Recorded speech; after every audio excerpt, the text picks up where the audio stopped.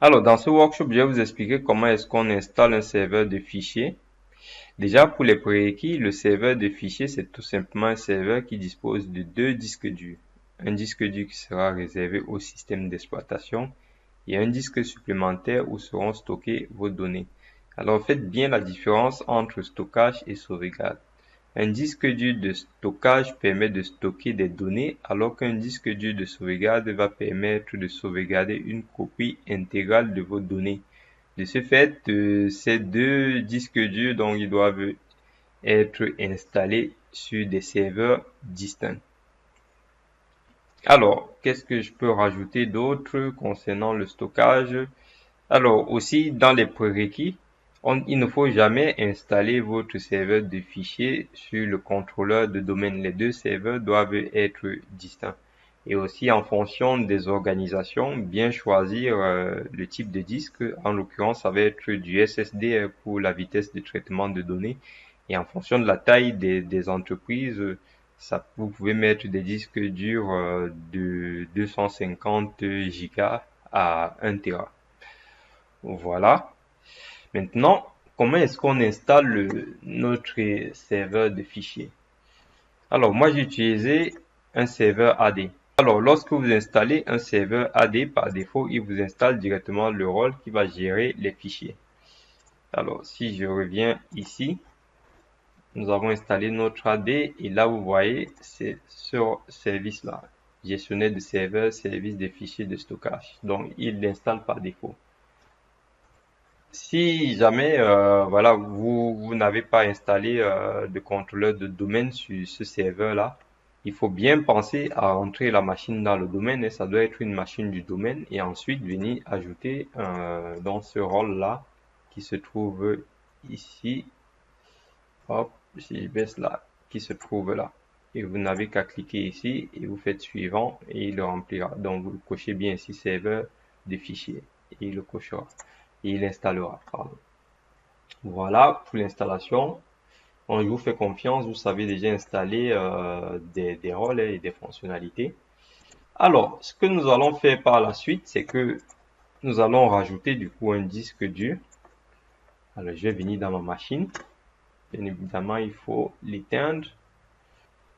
Alors, vous allez revenir sur VirtualBox et on va aller sur DC1. Alors, je vais sortir de là, la machine, configuration. Et dans configuration, je vais aller dans disque. Je vais rajouter un nouveau disque que je vais ajouter. Tous les disques durs, non, c'est où je vais créer, pardon. VDI, on va prendre un petit disque comme l'autre, on va lui dire juste pour notre test. Allez, on va prendre 74 mégas créer. Je vais l'appeler partage. Alors, puis partage. Ah mince, il est déjà ici. Bon, on va le choisir comme ça. Hop, voilà. Alors, c'est comme sur une vraie machine, hein, donc c'est comme si on a pris notre disque, on a ouvert notre PC, on a mis notre disque dur et puis on redémarre. Et puis on redémarre. Démarrer.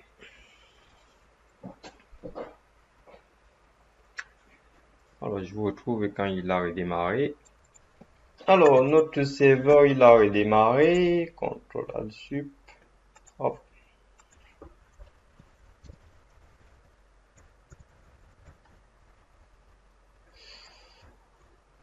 Nous l'avons fait tout à l'heure, mais je vais le refaire dans un coup si vous vous souvenez. Alors, hop.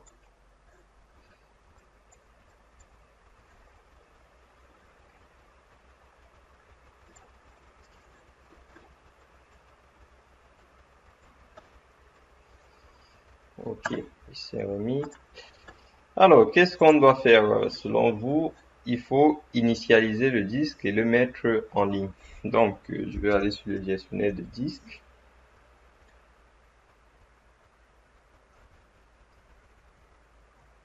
Créer et formater une partition.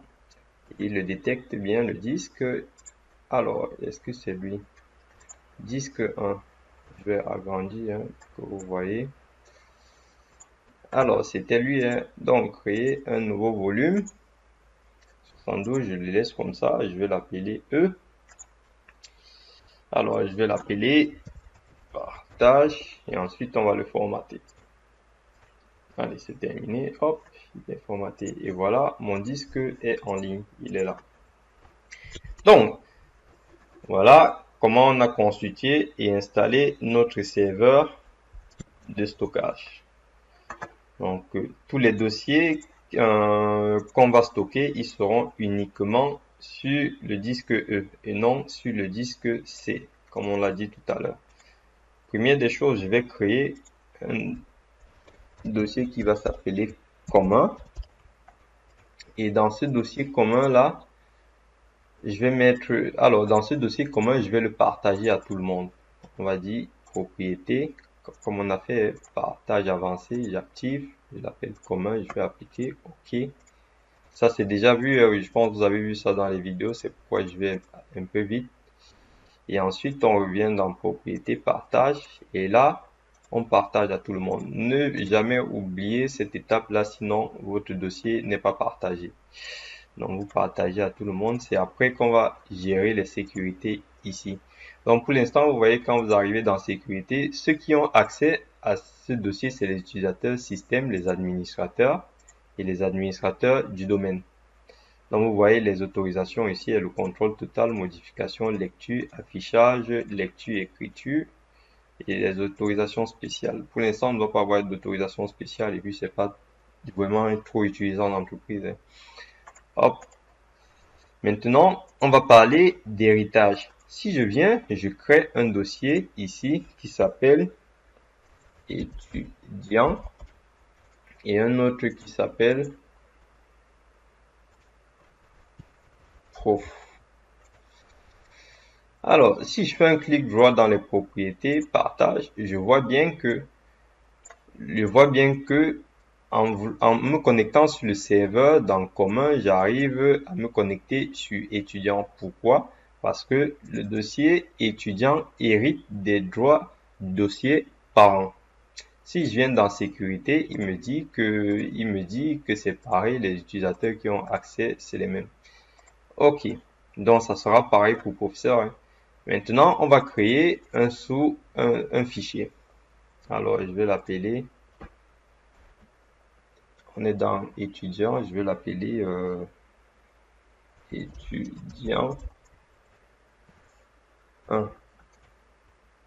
Il y a un autre qui va s'appeler propriété étudiant 2.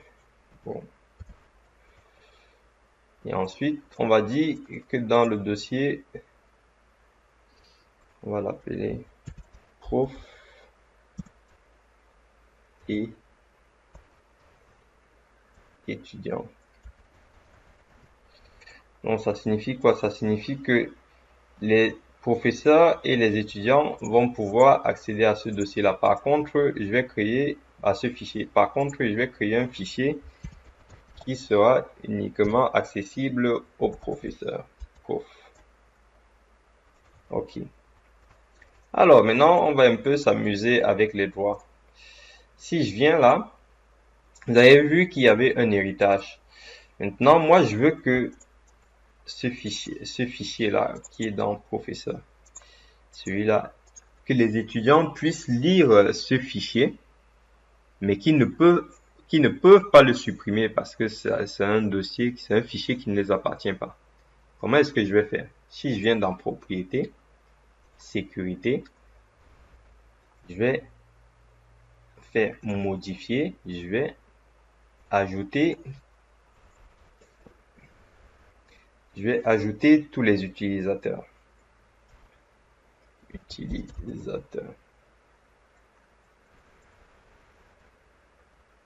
Alors non, c'est pas comme ça. Alors hop, ce que je vais faire, c'est déjà faire hériter ici à tout le monde.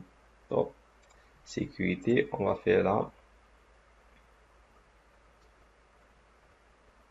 ajouter utilisateur. Hop,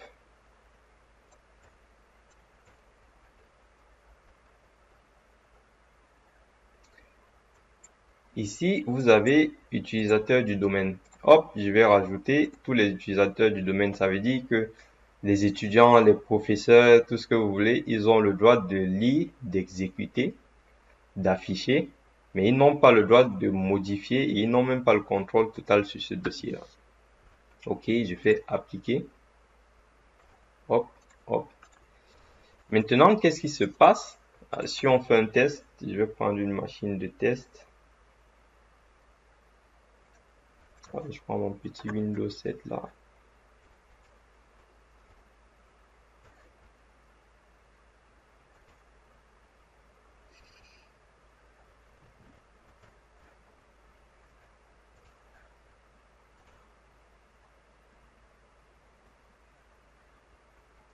Pause, hop. Alors, disons que je suis l'administrateur, je n'ai pas poussé le disque par GPO comme j'ai fait aux autres. Ce qu'on va faire,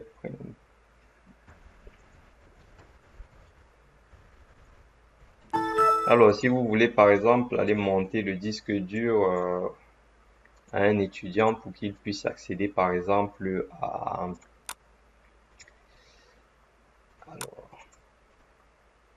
pour qu'il puisse accéder au dossier professeur et étudiant. Donc, je vais faire ajouter, connecter un lecteur réseau. Je vais l'appeler Z et je vais mettre le nom du serveur dont on a dit qu'il était sur DC01. Et là, si je fais anti-slash, je fais parcourir, il va me trouver DC01 et il va me dire, vous avez un dossier qui s'appelle commun. Donc, je vais mettre tout est commun, comme ça. Voilà. Il est monté. Maintenant, vous voyez, si l'étudiant, il arrive, il peut écrire là comme ça. Par contre, s'il enregistre, hop, il ne peut pas. Vous voyez là, il refuse d'enregistrer parce qu'en fait, il ne peut pas, parce que je n'ai pas donné le droit de modification. Est-ce que vous avez vu? Ok. Maintenant, on va donner des droits explicites, c'est-à-dire dans étudiant sur le serveur, si je viens sur le serveur, on a dit que ça c'est par exemple l'étudiant 1, donc il a le droit de faire tout ce qu'il veut sur ce fichier-là. Donc, si je fais des sécurité, je fais modifier, je fais ajouter, et je dis par exemple que Titi,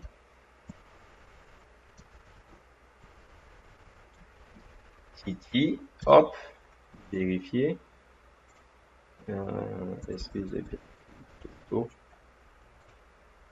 Titi, hop, a le droit de modification. Si je fais appliquer, donc si je reviens ici, je fais propriété, sécurité, je vois que Toto Titi a le droit de modification. Alors, est-ce que je suis connecté avec Toto et Titi sur la machine cliente? C'est 01. Entrée, clavier. Ouais, Toto Titi.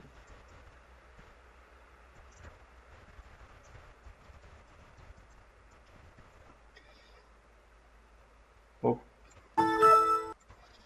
Alors, on avait mis sur étudiant 1, il me semblait. Étudiant 1, oui. Hop. Si je reviens là, je fais hop, hop, enregistrer. Vous voyez maintenant qu'il a le droit de modifier le fichier. Donc, est-ce que vous avez un peu compris la mécanique de l'héritage? Maintenant, je veux que Titi, donc si je viens ici, par exemple, je fais ça, il ne pourra pas modifier parce que je n'ai pas donné les droits. Hop, vous voyez, accès refusé.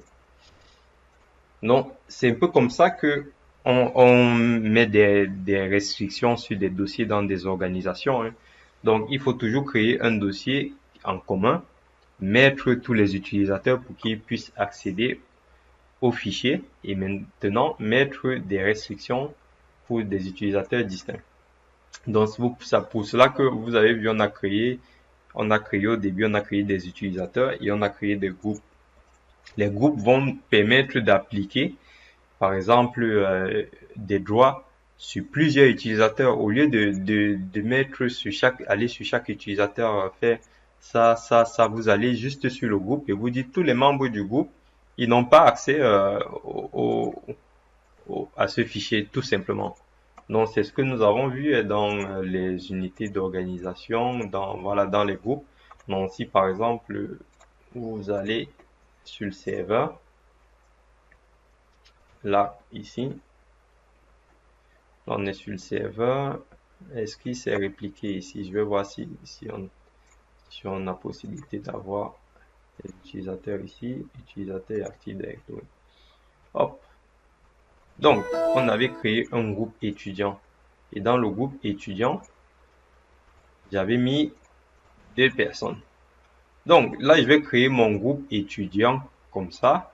Et tout simplement, si je viens là et que je vais appliquer ma règle à ce groupe-là, je vais venir, on va revenir sur le serveur, pardon, sur le serveur DC, hop, et là, voilà, bon, vous savez quoi, je vais diminuer là, on va mettre comme ça, on va te diminuer un peu, et là, je vais reprendre le serveur ici,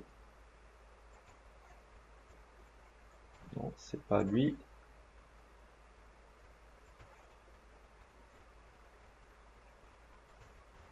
Hop. Ok. Donc maintenant, imaginez que je veux appliquer mes droits en fonction du groupe. Ok. Ah, ça bug un peu, hein. Par exemple, vous avez vu ici, j'avais mis prof, il avait dit que les profs et les étudiants peuvent accéder à ce dossier-là. Alors, disons que voilà, ils n'ont pas le droit de modifier, mais ils peuvent accéder à ce dossier-là. Alors, ce que je vais faire propriété, sécurité, et là, je vais faire modifier, je vais faire ajouter, et je vais ajouter le groupe étudiant. Disons que les étudiants et les professeurs peuvent supprimer, voilà, ils retrouvent le groupe là. Disons que les étudiants ont le droit de supprimer ce dossier. Je fais appliquer, ok, je valide. Et là, si je reviens sur mon sur PC client, je vais prendre.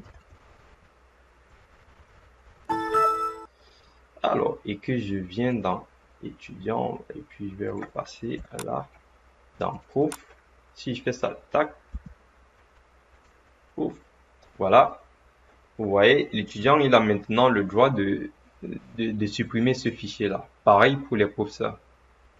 Donc, est-ce que vous avez vu comment ça se passe, le partage et la gestion des droits de fichiers? Donc, il est très important de réfléchir comment est-ce que on va organiser le partage des fichiers, comment est-ce qu'on va créer des utilisateurs, comment on va créer des groupes des utilisateurs, qui va accéder à quoi, qui aura l'autorisation pour modifier ça, qui aura l'autorisation pour supprimer. Par exemple, là, vous voyez un administrateur, normalement, s'il fait l'erreur de donner des droits à des utilisateurs d'aller supprimer les fichiers des professeurs, c'est grave quand même. Déjà, les utilisateurs n'ont pas le droit, les étudiants, pardon, n'ont pas le droit d'aller regarder sur un dossier qui appartient au professeur. S'ils ont mis des exercices, par exemple.